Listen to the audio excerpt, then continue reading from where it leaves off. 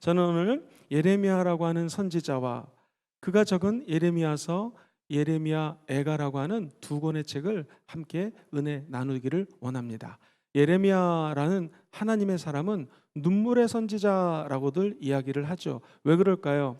망해져가는 고국을 바라보면서 그가 바벨론에게 항복하라, 바벨론에게 항복하라 라고 이야기를 하지만 아무도 그 얘기를 듣지 않습니다. 민족을 사랑하면 사랑할수록, 이 백성들을 국률이 여기면 여길수록 그의 눈에는 눈물밖에 흐르는 것이 없었습니다. 그래서 그를 우리는 눈물의 선지자, 예레미야 애가를 적었던 하나님의 사람으로 기억을 합니다.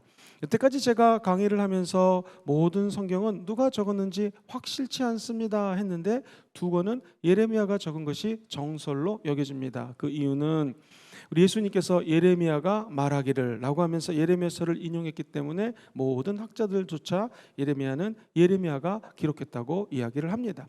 도대체 예레미야 선지자는 어떤 사람이었을까요? 유대 왕국의 마지막 왕 요시야 왕이라는 왕이 있었는데요, 굉장히 훌륭한 왕이었습니다. 요시야 왕 13년째, 즉 BC 기원전이죠. 구약에서 얘기하는 모든 연전은 다 기원전입니다. 627년에 하나님이 이 예레미야 선지자를 부릅니다. 그리고 586년에 남유다 왕이 완전히 망할 때까지 40년 이상 하나님께 쓰임 받은 사람이 예레미야 선지자입니다. 시간이 흘러서 그가 부르심을 받은 지 약 20년이 지났을 때에 기원전 607년경 하나님이 이사야야, 네가 여태까지 있었던 하나님의 말씀과 시와 문학들을 받아 적어라 해가지고 그가 고민하다가 바룩이라고 하는 하나님의 사람을, 서기관을 고용합니다. 그래서 그가 쭉 예레미야 중심으로 있었던 이야기를 기록하기 시작합니다. 그리고 그 기록했던 내용이 저와 여러분들이 오늘 공부할 예레미야 선지서가 되겠습니다. 자, 그렇다면은 그 당시 고대 근동의 상황이 어땠는지를 잠깐 말씀드리고 예레미야서에 흐르는 예수 그리스도의 복음의 원리 몇 가지를 나누도록 하겠습니다.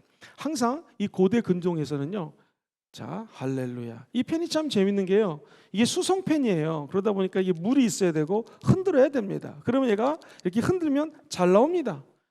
이제 완전 맛이 갔습니다. 자, 그럼 다른 걸로 바꾸겠습니다.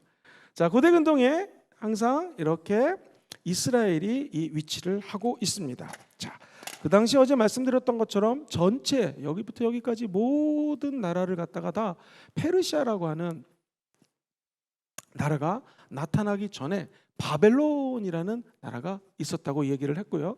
바벨론 전에 먼저 이 지역을 장악했던 것은 아수르라고 하는 하나님이 싫어하는 나라였습니다. 그런데 이 아수르가 전 지역을 통치할 때 일이었습니다. 그 당시 남유다와 북이스라엘로 갈라진 상황이었습니다. 자, 그런데 이게 웬일입니까? 바벨론의 신흥 국가가 전 지역 가운데 여기 정도에서 시작이 됩니다. 자, 이 신흥 세력들이 물밀듯 아수리아를 침공합니다. 아수리아도 흔들리기 시작하는 상황이었습니다. 자, 이런 상황 속에서 이집트, 당시 강대국이었던 애굽에서 이거 봐라, 바벨론이 이렇게 엄청난 능력으로 이 지역을 지배하다가는 우리도 위험하겠다 해가지고요, 이쪽을 지나서, 이스라엘을 지나서 이쪽에 갈그미스라고 하는 유명한 전투하는 지역이 있습니다. 여기 가서 이제 이 바벨론 세력하고 전쟁을 해야 되는 상황이었습니다. 자, 그 전에 먼저 이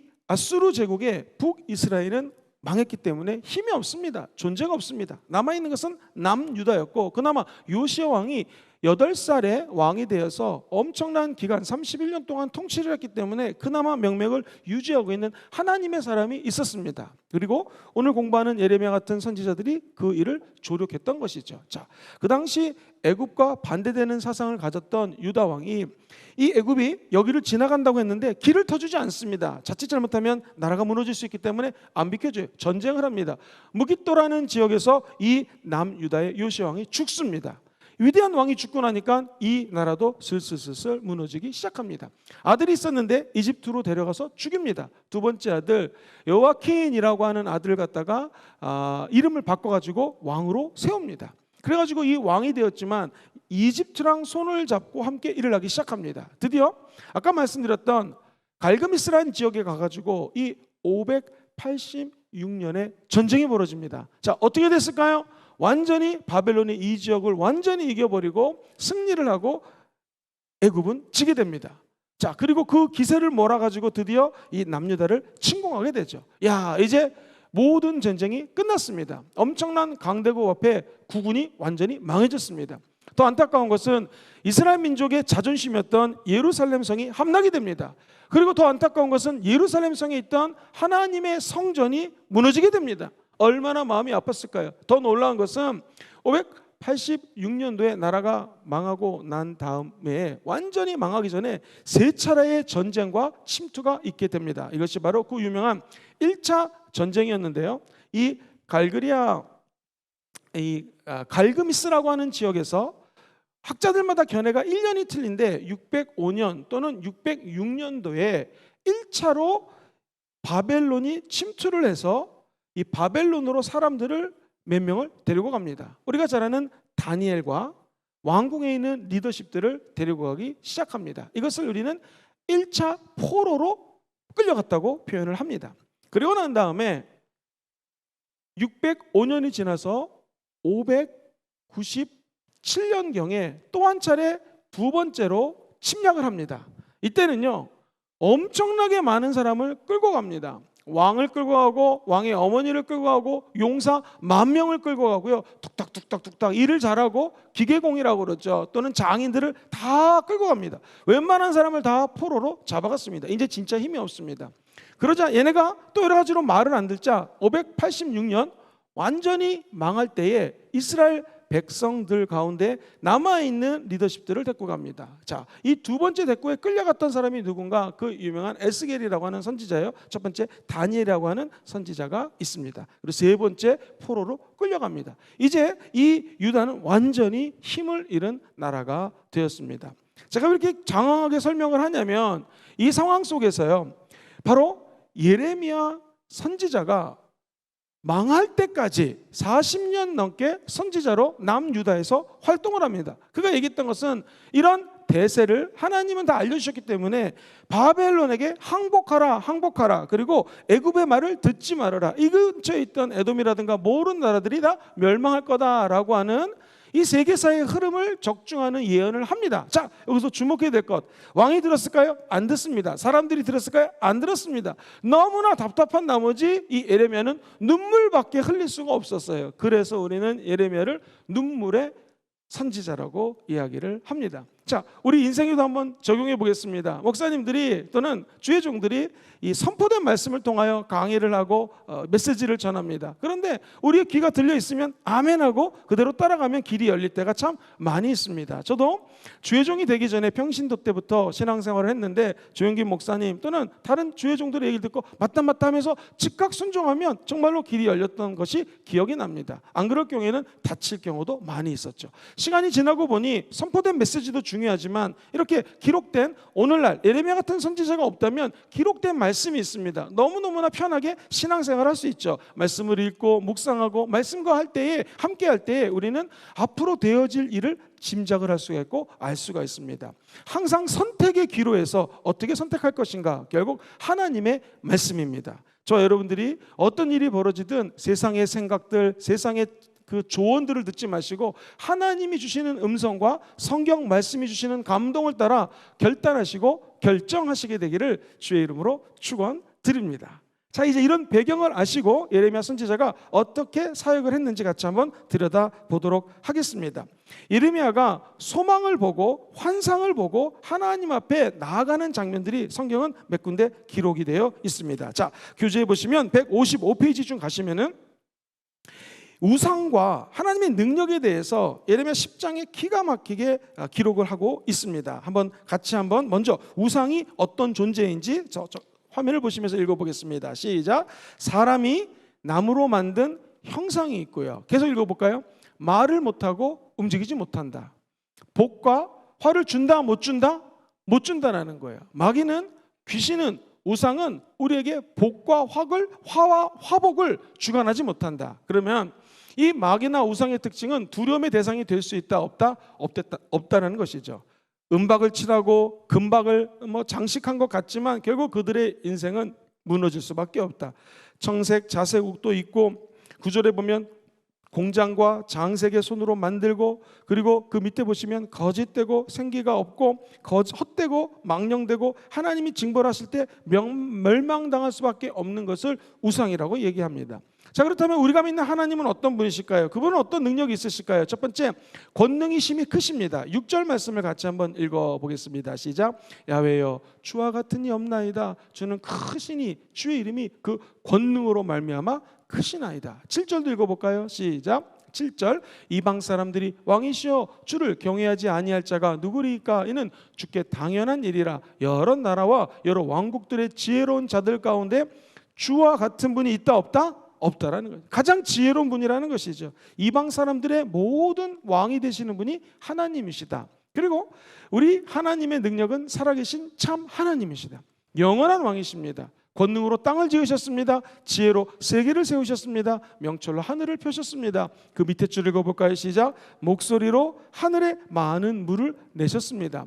땅 끝에서 구름이 오르게 하십니다. 마지막 번개와 바람을 내십니다. 13절 읽어볼게요. 시작. 그가 목소리를 내신즉 하늘에서 많은 물이 생기나니 그는 땅 끝에서 구름이 오르게 하시며 비를 위하여 번개치게 하시고 그 곳간에서 바람을 내신다. 모든 삼라 만상 천하 모든 것들을 우리 하나님이 그 손 안에서 능력을 가지시고 펼치신다라고 이 예레미야는 환상을 보며 선포하기 시작합니다. 사랑하는 성도님들, 우리가 꼭 알아야 될 것이 있습니다. 목사님, 내가 주의 능력을 받기 원합니다 라고 얘기를 하죠. 제가 신학교 다닐 때만 해도 삼각산에 많이 올라갔었습니다. 혹은 뒷산에 올라가서 그렇게 기도했던 기억들이 있습니다. 여의도 순복음교회 최자실 금식 기도원에 가면 예레미야 고지라고 아마 가보신 분 있으실 거예요. 최자실 목사님 무덤을 지나 끝까지 올라가면 엘리야 고지라는 곳이 있어요. 거기 가서 기도 참 많이 했습니다. 왜 기도했을까요? 신학생 때 능력 달라고 기도했습니다. 그런데 오늘 성경을 보니 하나님의 능력은 무엇인가 한번 따라 볼까요? 크신 권능의 하나님, 결국 인간이 아무것도 할 수 없고 크신 권능의 하나님이 모든 걸 행한다는 것을 나중에 깨닫게 되는 것이죠. 나의 왕일 뿐만 아니라 전 세계 모든 왕이 되신 분이 하나님이시다. 그리고 그분은 살아계신 분이시다. 자, 내년도 우리의 목표가 하나님의 영, 성령의 권능 받는 것입니다. 여러분, 성령의 권능 받기 원하시면 아멘 해볼까요? 그럼 아주 간단한 게 있습니다. 하나님은 영원하신 분이시고 전지전능하신 분이시고 우리가 그 앞에 납작 엎드려 성령의 임재를 사모하면 권능은 보너스로 그냥 따라온다라는 것이에요. 그러니까 주여 권능 주세요 라고 기도했던 것이 맞기는 맞지만 살짝 틀린 것이 뭐냐면 주여 권능 주세요 이거보다는 만약에 어떤 사람이 왕이랑 친해요? 대통령이랑 친해요? 그럼 대통령이 갖고 있는 파워가 그 사람에게 얼마든지 활용할 수 있게 됩니다. 마찬가지로 우리가 하나님하고 친하면, 즉 예배드리고 기도드리고 말씀을 듣는 것 자체가 하나님하고 친해지기 위한 것이죠. 만왕의 왕이신 하나님과 가까워지면 권능은 당연히 받게 된다는 것이에요. 그래서 우리가 하나님께 능력 주세요, 어떤 일을 성취할 수 있는 파워를 주세요, 이런 기도도 좋지만 저와 여러분들이 하나님의 임재 안에 머물면 그 자체가 권능이 된다는 거 잊지 않게 되기를 주의 이름으로 축원드립니다. 그 권능 중에 하나가 지혜로우신 하나님께 지혜까지 받게 된다는 것이죠. 삶을 살아갈 때 어려운 문제가 딱 다가오거든 모든 것들을 내려놓고 때로는 기도원이나 또는 교회에 나와서 하나님, 내가 하나님의 임재 앞에 있기를 원합니다. 하나님의 능력으로 나를 좀 인쳐주세요, 임재해 주세요 라고 하는 기도를 하면 권능은 보너스로 따라온다는 것이죠. 신약에 보면 사도행전 1장 8절 오직 성령이 너희에게 어떻게 하시면 임하시면 권능을 받는다. 성령이 임재하시면 권능은 따라온다는 것입니다. 그러므로 권능 주세요 보다 중요한 것이 오직 성령이 우리 안에 임하셔야 돼요. 임재하셔야 돼요. 성령은 어떻게 임재하십니까? 한번 따라해 보시겠습니까? 말씀으로.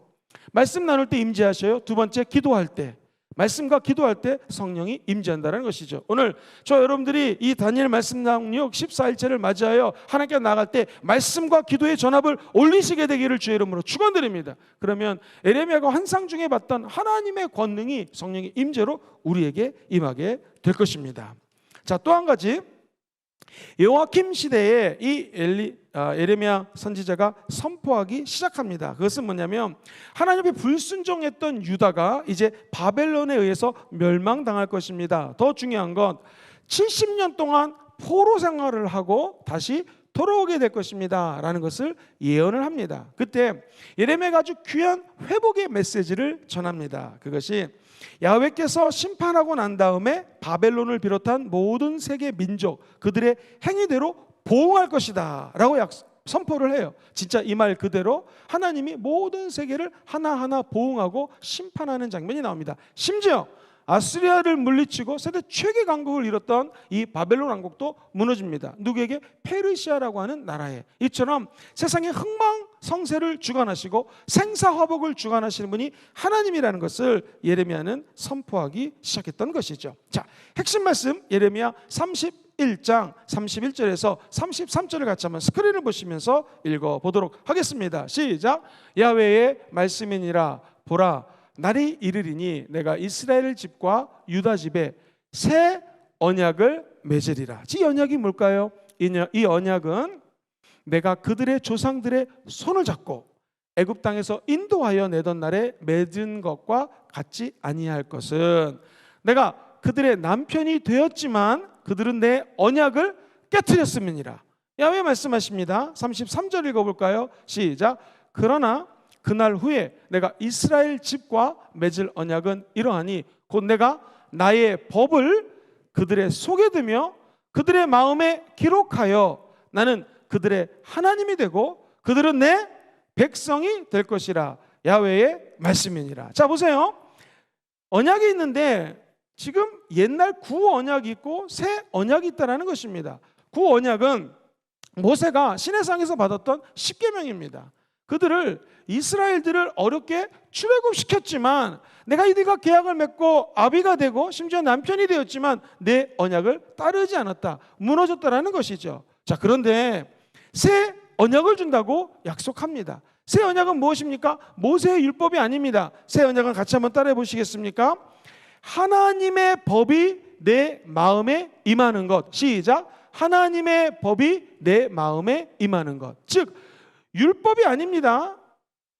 문자로 기록된 것이 아니라 하나님의 말씀이 내 심령, 내 마음에 임하는 것이 새 언약이라는 것이죠. 자, 그렇다면은 이 율법을 따르지 않는 이스라엘 백성들을 향하여 구 언약이 물러가고 내가 너희들에게 새 언약을 주겠다. 도대체 예레미야가 본 환상은 무엇일까요? 이 말씀은 하나님의 말씀을 우리 심령, 사실 인간의 마음은 늘 악으로 가득합니다. 그리고 우유부단합니다. 그리고 강한 것 같지만 누구나 다 정신적으로 약합니다. 그렇죠? 멘탈이 강하다. 그것도 사람이 보기에 강한 거지 사실은 하나님 보기에 강한 사람이 하나도 없습니다. 연약한 인간의 마음에 심어준다는 것은 무엇일까요? 바로 예수 그리스도가 십자가를 통하여 그분의 죽음 그리고 그분의 부활, 이것이 너희들 마음속에 새겨진다면 새로운 언약을 가질 것이고, 이제 내가 예수를 통하여 아까 내가 너희들에게 아비가 되고 남편이 됐지만 그 계약을 따르지 못했다. 그러나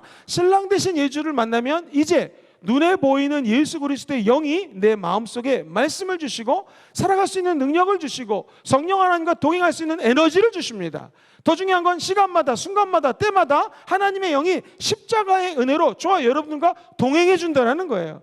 그래서 예레미야 선지자가 예언했던 것은 우리에게 받을 응답이 돈 주세요, 이거 해결해 주세요, 저거 해결해 주세요, 명예 주세요, 다 중요하지만 하나님의 말씀이 우리 안에 심령에 새겨진다면 이게 제일 큰 축복이라는 것이죠. 다시 말해서 우리 마음속에 하나님의 마음이 연합이 되고 접붙임이 되고 하나가 된다라고 하면 바로 로마서 6장 말씀입니다. 우리 인간 같은 더럽고 추악한 영혼 속에 예수 그리스도의 연합, 예수와의 하나가 되면은 이것이 바로 새 언약이 된다라는 것이죠. 그러면 구 언약은 지나갔으니 보라 새 것이 되었다는 고린도서 5장 17절 말씀을 이루게 된다라는 것입니다. 자, 이 예레미야 선지자가 지금으로부터 한 2400년 전에 선포하는 것은 그것입니다. 과거의 언약은 이제 지나가고 누군가 메시아가 오시게 되면은 하나님의 말씀을 죄인들의 마음속에 심령 속에 심어놓게 되는데 그 영혼들은 십자가를 통하여 예수님의 메시아의 능력을 통하여 새 언약을 얻게 된다는 것이죠. 그래서 첫 번째 아담의 실패, 두 번째 이스라엘 백성들이 계명을 지키지 못했던 이 실패, 구약에 이르는 전 인간의 죄성, 무너짐, 하나님과의 결별, 하나님을 따르는 것 같지만 실제로 불순종하는 모습, 그리고 나서 심판받고 난 다음에 잘못했습니다, 바벨론으로 포로 생활 끌려고 난 다음에 회개합니다. 그리고 나서 회복됐던 모든 일련의 사건들이 이제 완전히 옛날 언약이 되어버리고 400년 뒤에 오실 분 예수 그리스도를 믿으면 우리 심령 속에 무슨 언약? 새 언약이 주어진다라고는 엄청난 메시지입니다. 그래서 이 새 언약에 관련된 예레미야 31장은요 신학적으로 아주 중요한 포지션을 차지합니다. 이제 구약의 마지막 사건들을 다루면서 하나님이 선지자를 통하여 주시는 말씀은 너희들에게 과거의 언약은 떠나갔고 새 언약이 성취된다는 것이죠. 목사님 질문 있습니다. 그러면 이것도 2000 몇백 년 전 일이고 예수님이 죽은 것도 2000년 전인데 지금은 2021년도지 않습니까? 어떻게 이 새 언약을 내 마음속에 활용할 수가 있겠습니까? 이게 아주 중요합니다. 이것은 내 마음이 어떤 사람과 하나가 될 때 우리는 통한다라고 얘기를 하죠. 그것처럼 예수와 내가 하나가 되는 일련의 과정이 필요해요. 쉽게 얘기해서 예수 그리스도가 십자가에서 죽었을 때 나도 죽었습니다. 예수의 죽음과 연합이죠. 뿐만 아니라 저와 여러분들은 예수님이 부활할 때 같이 부활했습니다. 할렐루야. 그리고 예수님이 승천할 때 함께 승천했어요. 예수님 보좌 내 보좌. 시작. 예수님 보좌 내 보좌. 우리는 비록 인간이지만 예배를 통하여 하나님 보좌에 올라갈 수가 있고 감히 보좌 우편에 앉아 계신 예수님과 만남을 통하여 하나님의 뜻을 알게 돼요. 그분의 언약을 알게 돼요. 그리고 그분의 마음을 품고 이 땅에 살아갈 수 있는 에너지를 갖게 된다는 것이죠. 제가 아는 목사님은요 늘 기도를 할 때 주의 보혈로 씻어주시옵소서 맨날 보혈을 기도하세요. 그러다가 랄랄랄랄라 방언을 막 하고 나면 자기도 모르게 자기 심령 속에 하나님 나라가 임재가 있다라는 거예요. 그게 어떻게 해석이 되냐면 자기가 예수의 피를 의지하고 성령 충만한 방언을 통하여 하나님께 기도를 하면 귀신도 못 알아들어요. 사람도 못 알아들어요. 하나님의 영이 우리에게 임하기 때문에 하나님의 나라가 임한 것 같다라고 표현하지만 실제로는 내가 이 말씀대로라면 구 언약에 사로잡혀 사는 사람이 아니라 그 목사님은 새 언약의 세계로 들어간다라는 것이죠. 그래서 이것을 조영기 목사님은 일찍이 어떻게 표현했냐면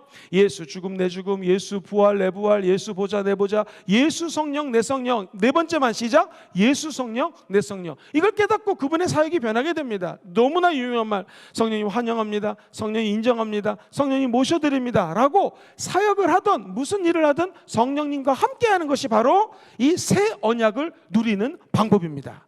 사랑하는 성도님들, 다니엘 말씀 양육 기간 동안에 이 새 언약의 은총을 받으시고 누리시게 되기를 주의 이름으로 축원드립니다. 오늘날은 예수 죽음을 통하여 성령이 우리 안에 거하십니다. 할렐루야.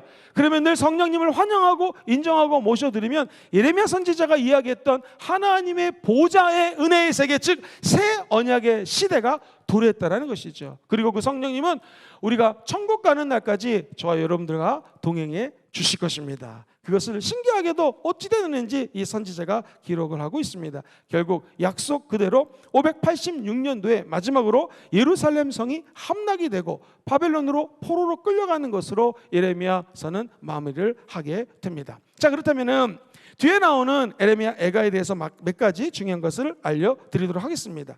이 예레미야 애가는요 원래 1장, 2장, 4장에 한번 따라해 볼까요? 슬프도다. 계속 슬프다 슬프다 슬프다로 나옵니다. 말 그대로 슬픈 노래예요. 왜 슬펐을까요? 하나님께 나와서 회개를 하고 하나님의 음성을 들어야 되는데 이스라엘 백성들이 불순종합니다. 그래서 슬프다는 것입니다. 그래서 애가는 슬픈 노래라는 거예요. 그런데 신학적으로 이 슬픈 노래가 의미가 있습니다. 그건 뭐냐면 하나님께 나와서 울고 막 부르짖으면은요 슬픈 노래를 부르는 거거든요. 우리의 마음이 카타르시스 같은 정화작용이 돼요. 깨끗하게 됩니다. 사랑하는 성도님들, 지금까지 신앙생활하면서 주께 나와서 막 울면서 기도했던 거 아마 한두 번 있으실 거예요. 억울해서, 또는 너무나 다급한 기도 때문에, 자식이 아파서, 또는 우리 아들 문제 때문에, 또 부모님 때문에 간절히 눈물로 기도했을 때 그때 그것이 예레미야 애가를 썼던 마음하고 일치가 된다는 것이죠. 그래서 슬픈 노래가 꼭 나쁜 것은 아닙니다. 비관적이고 절망적이고 하나님을 찬양하는 것 대신에 이상한 것을 갖고 오게 된다면 이건 나쁜 노래지만 우리 마음속에 영과 진리로 하나님을 찬양한다면 그것은 좋은 것입니다. 자, 예레미야 애가가 참 재미있는 것이요, 1장부터 5장까지가 있는데, 자 보세요. 1, 2, 3, 4 이렇게 5장까지가 있는데 1장, 2장, 4장, 5장이 전부 22절까지 있어요.